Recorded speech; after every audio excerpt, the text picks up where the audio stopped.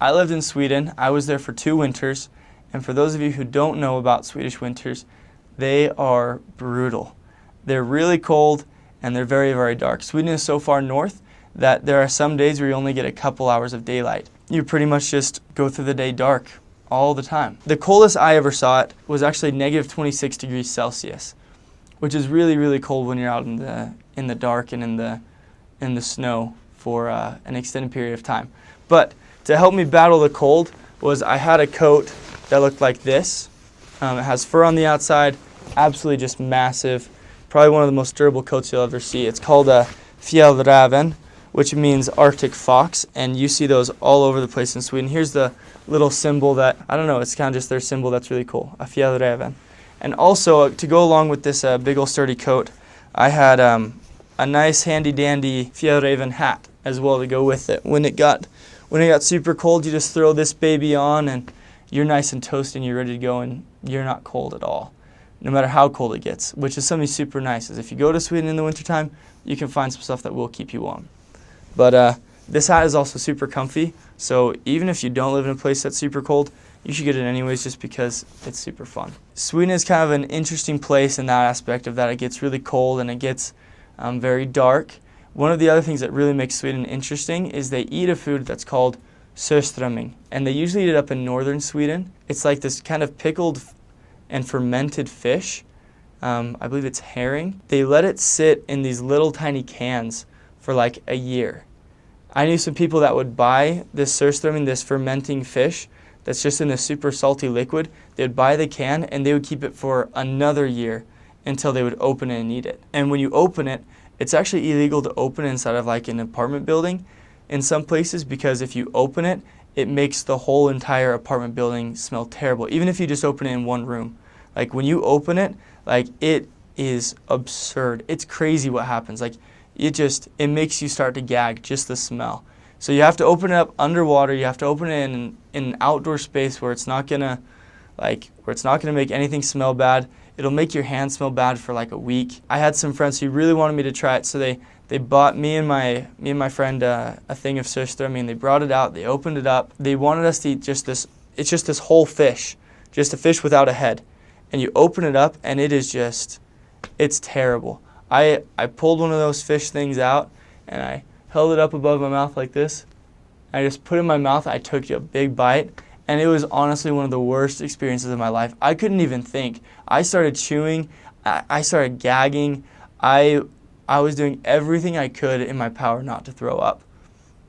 And eventually, I was able to swallow it, and I just started chugging whatever liquid was next to me and eating all sorts of different food because it was absolutely gross. And as terrible as it was honestly probably one of my most fun and most laughable experiences about in Sweden, because I actually got it recorded, me and my friend who both ate it for the first time.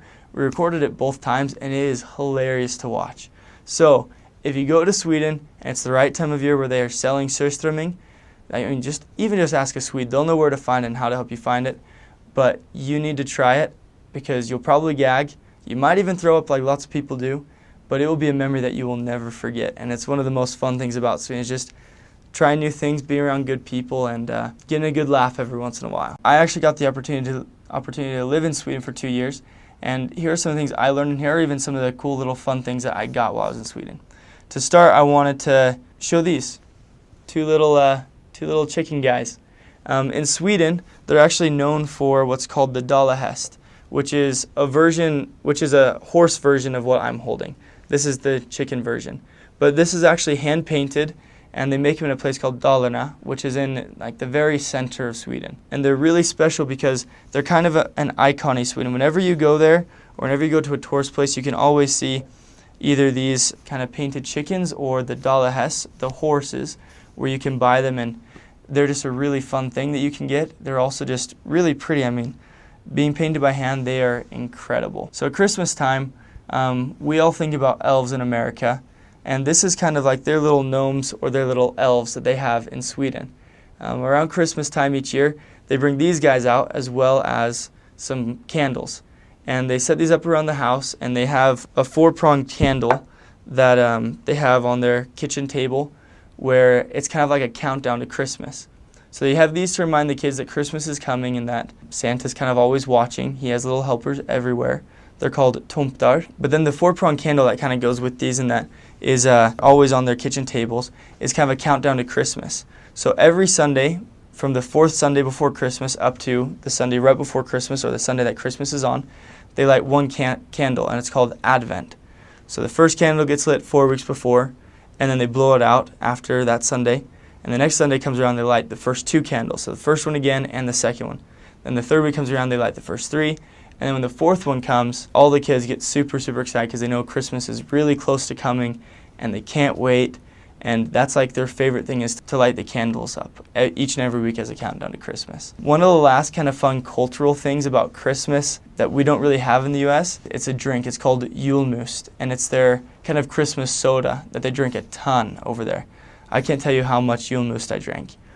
The only comparison I can really think of to an American drink is like root beer, but they don't really taste a whole lot alike. When I think of a Christmas drink, I kind of think of like a pomegranate 7-Up or kind of like some sort of fruity soda. But for them, it's this really powerful, almost overwhelming, just julmust. And you know what? If you actually go to IKEA during the winter months, during Christmas time, you can actually buy some, which is super interesting. And you can try it, and it's awesome. And it will definitely surprise you. Lots of people, when they first try it, they say it tastes like nail polish, but it definitely grows on you after some time. So if you haven't tried it, I would recommend that you try it just because it's a fun Swedish thing to do.